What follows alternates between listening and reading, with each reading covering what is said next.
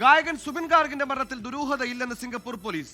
അന്വേഷണം പൂർത്തിയായെന്നും അറിയിച്ചു. നീതിന്യായ വ്യവസ്ഥയെ ചോദ്യം ചെയ്യുന്ന പ്രതികരണങ്ങളിൽ പാടില്ലെന്നും പോലീസ് മുന്നറിയിപ്പ് നൽകി.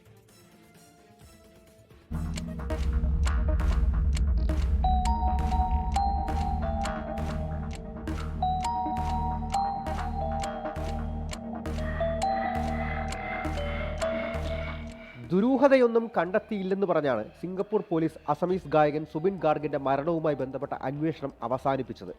മരണാനന്തര പരിശോധനകളിൽ സുബിൻ ഗാർഗിന്റെ ശരീരത്തിൽ നിന്ന് വൻതോതിൽ മദ്യത്തിന്റെ അളവുണ്ടായിരുന്നുവെന്ന് പോലീസ് വ്യക്തമാക്കി.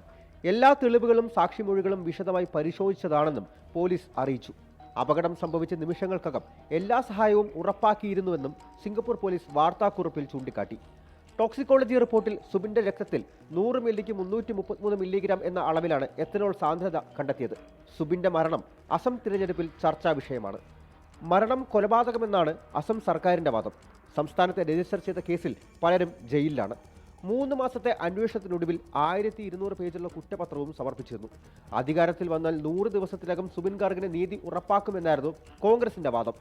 ഊഹാപോഹങ്ങളിൽ നിന്ന് മാറി നിൽക്കണമെന്ന് സിംഗപ്പൂർ പോലീസ് ജനങ്ങൾക്ക് മുന്നറിയിപ്പ് നൽകിയിട്ടുണ്ട്. 2025 സെപ്റ്റംബർ 19-നാണ് സുബിൻ സിംഗപ്പൂരിലെ SRS ദ്വീപിൽ വെച്ച് അപകടത്തിൽ മരണപ്പെടുന്നത്. 24 ഡൽഹി.